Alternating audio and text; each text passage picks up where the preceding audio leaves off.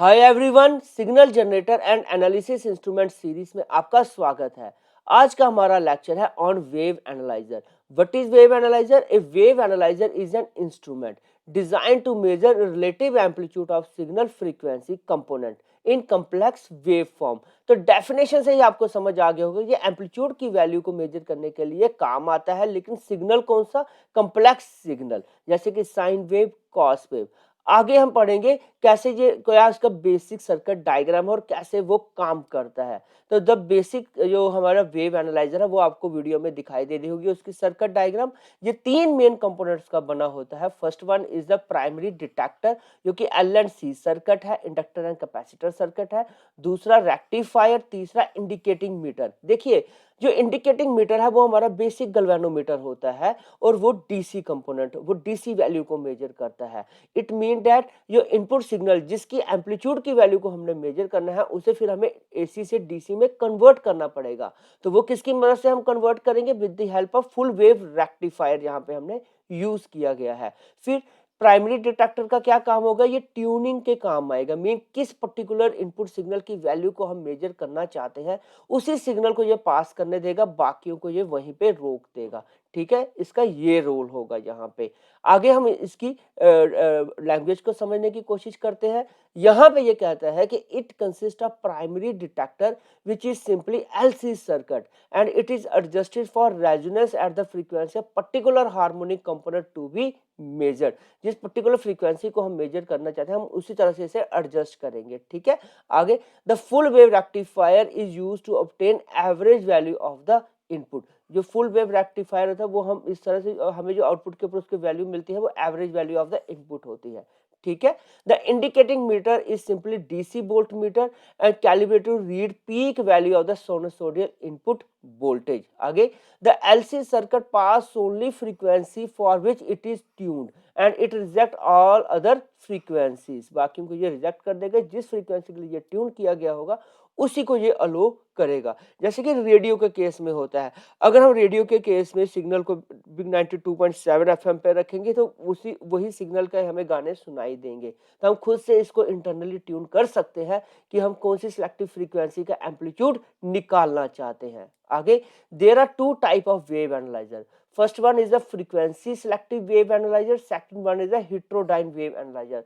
तो सबसे पहले हम फ्रीक्वेंसी सिलेक्टिव वेव एनालाइजर पढ़ेंगे।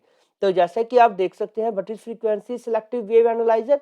This is used for measurement of audio frequency range from 20 hertz to 20 kilo hertz. तो ये आपका एक ऑब्जेक्टिव भी बना कि which among the following statement is correct for the frequency selective wave analyser. क्या ये ऑडियो फ्रीक्वेंसी रेंज तक फॉल करता है? Radio frequency? आपका आंसर होगा ऑडियो फ्रीक्वेंसी रेंज। ओके, ये मेजर करता है। ठीक है, आगे this analyser has a filter section with very narrow pass band. जो इसमें फिल्टर सेक्शन होता है, जो कि पर्टिकुलर फ्रीक्वेंसी को ही अलो करेगा पास करने के लिए, वो बहुत ही नैरो उसका पास बैंड होता है and which can be tune to the frequency of interest. इसे जो कि जिसे हम ट्यून कर सकते हैं जिस फ्रीक्वेंसी के पर्टिकुलर सिग्नल को हम उसके एम्पलीट्यूड की वैल्यू को मेजर करना चाहते हैं। आगे the block diagram of the frequency selective wave analyser is shown in figure. तो आपको वीडियो में इसकी ब्लॉक डायग्राम शो हो रही होगी। देखिए, यहाँ पे सबसे पहले जो इनपुट सिग्नल है वो इनपुट अटेन्यूएटर के पास जाएगा, जो कि एम्पलीट्यूड को कम ज्यादा हम एम्पलीट्यूड को कम कर सकते हैं, एम्पलीट्यूड कंट्रोल के काम आता है। फिर ये सिग्नल जाएगा ड्राइवर एम्पलीफायर के पास एंड दिस होल सर्किट, ये जो सर्किट है यहाँ से लेके यहाँ तक, इसे हम क्यू फिल्टर कहते हैं। यही फिल्ट्रेशन का काम कर रहा है, यही एक पर्टिकुलर सिग्नल को पास करने देगा, बाकी को रोक देगा। ये वैसा ही रोल प्ले कर रहा है जैसे ऊपर एलसी सर्किट रोल प्ले कर रहा है। अब यहाँ पे जो आर एंड सी है, इसका क्या रोल होगा? देखिए, अगर हम कैपेसिटर की वैल्यू को चेंज करते हैं तो जो फ्रीक्वेंसी रेंज है वो उसकी मदद से हम उसे चेंज कर सकते हैं कि किस रेंज से लेके किस रेंज की फ्रीक्वेंसी को ये अलोक करेगा। और अगर हम आर की वैल्यू को चेंज करते हैं तो इससे उस रेंज के बीच में कौन सी पर्टिकुलर फ्रीक्वेंसी के सिग्नल को पास करने देना है, ये आर की वैल्यू से हम वो चीज डिसाइड कर पाएंगे। आई अगेन रिपीट, सी की वैल्यू से हम जो रेंज है, बैंडविड्थ है, उसे डिसाइड कर पाएंगे और आर की वैल्यू को उस रेंज के बीच में किस पर्टिकुलर सिग्नल को हमने पास करने देना है वो डिसाइड करेंगे। फिर ये सिग्नल जाएगा मीटर रेंज अटेनुएटर के पास, फिर सिग्नल जाएगा आउटपुट एम्पलीफायर के पास, और फिर सिग्नल जाएगा मीटर एम्पलीफायर एंड डिटेक्टर, और फिर सिग्नल जाएगा आउटपुट के ऊपर और हमें डाटा डिस्प्ले हो जाएगा। और यही सिग्नल हमारा आउटपुट बफर एम्पलीफायर के पास भी जाएगा। देखो, आउटपुट बफर एम्पलीफायर किस लिए यूज किया जाता है कि अगर हमने एक सिग्नल हमने किसी कंपोनेंट में भेजना है, किसी और एक्सटर्नल इंस्ट्रूमेंट में भेजना है, और अगर हम चाहते हैं कि वो उसमें कोई भी लॉस ना हो, तो हम एक मीडिएटर का यूज करते हैं, जैसे हम आउटपुट एम्पलीफायर बफर का नाम देते हैं, और इसका इनपुट इंपेडेंस बहुत हाई होता है और आउटपुट इंपेडेंस बहुत लो होता है, जिसकी वजह से ये सिग्नल को लॉस नहीं होने देता, और ये इंटरमीडिएटर का काम करता है। सेम सिग्नल, इनपुट सिग्नल किसी और, आउटपुट सिग्नल किसी और सिग्नल के, किसी और कंपोनेंट के इनपुट के पे भेजने के लिए ये काम आता है। तो ये आई होप इसकी ब्लॉक डायग्राम आपको समझ आई होगी। आगे आप नीचे वीडियो में देख सकते हैं, this is actually the band width, है ना, ऑफ दिस क्यू फिल्टर। आप देख सकते हैं ये फ्रीक्वेंसी वर्सेस एम्पलीट्यूड का ग्राफ है, और दिस इज द पॉइंट, यहाँ पे मैक्सिमम एम्पलीट्यूड है, और इसी सिग्नल को ये पास करने देगा, इस फ्रीक्वेंसी के सिग्नल को ये पास करने देगा, क्यू फिल्टर इसी को पास करने देगा, यहाँ पे ये मैक्सिमम एम्पलीट्यूड होगा। और यहाँ पे आप देख सकते हो बहुत ही नैरो बैंडविड्थ है, it mean that it only pass a particular signal, single signal को ही ये पास करने देता है, बाकियों को ये रोक देता है। तो इस तरह से ये काम करता है, ठीक है। आगे हम इसकी लैंग्वेज को समझने की कोशिश करते हैं। यहाँ पे ये कहता है the waveform to be analyzed is passed through a adjustable attenuator, and this act has a range multiplier and permit a large range of signal amplitude to be analyzed without loading the amplifier, and the meter range switch is available on the front panel.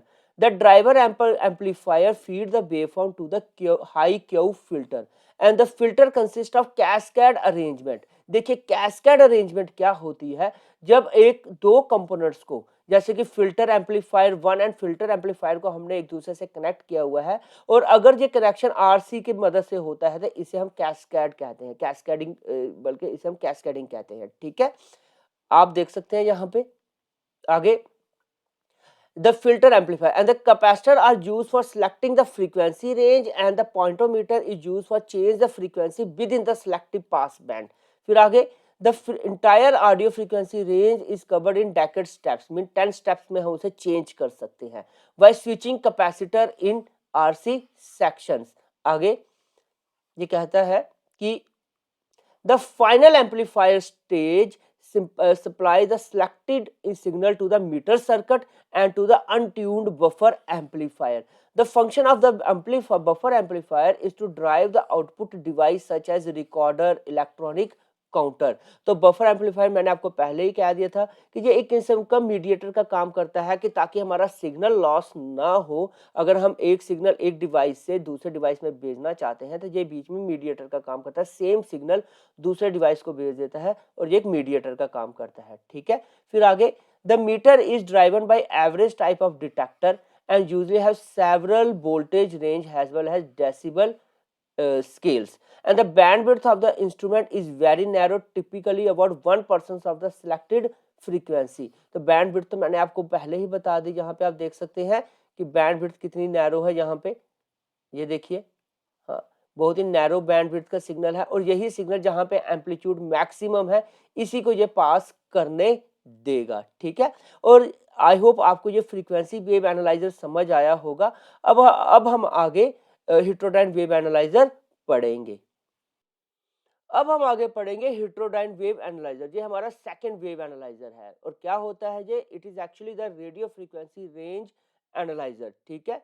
Work on the principle of mixing, mixing को हम heterodyne कहते हैं, और definition से आपको समझ आ चुका होगा कि ये रेडियो फ्रीक्वेंसी रेंज एनालाइजर है, और ये आपका ऑब्जेक्टिव भी बना कि रेडियो फ्रीक्वेंसी रेंज एनालाइजर, ये आपका एक ऑब्जेक्टिव आ सकता है पेपर में, ठीक है, हेटेरोडाइन वेव एनालाइजर्स के रिलेटेड।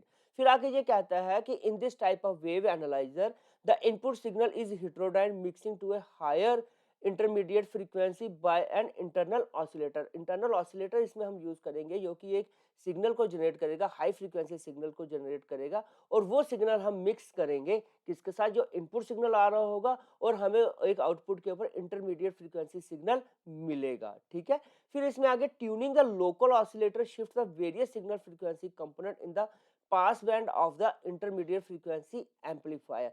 जो हमने एक्सटर्नल ऑसिलेटर इसमें यूज किया होगा उसको हम खुद से ट्यून कर सकते हैं, ताकि जो output result intermediate frequency result हमें मिल रहा है वो इस तरह का रिजल्ट मिले कि जो इंटरमीडिएट फ्रीक्वेंसी एम्पलीफायर है वो उसे एम्पलीफाई कर सके, उसके पास बैंड में वो एग्जिस्ट करता हो। And the output of the intermediate frequency amplifier is then rectified and applied to the meter circuit. ये कैसे काम कर रहा है थोड़ा सा यहाँ पे ये हाईलाइटेड है, तो लेकिन अब हम इसकी डिटेल में ब्लॉक डायग्राम समझने की कोशिश करेंगे। आपको वीडियो में ब्लॉक डायग्राम दिखाई दे रही होगी, तो देखो ब्लॉक डायग्राम में हो क्या रहा है कि जो इनपुट सिग्नल है वो जा रहा है इनपुट अटेन्यूएटर के पास। इनपुट अटेन्यूएटर उसके एम्पलीट्यूड को कंट्रोल करने में मदद करेगा।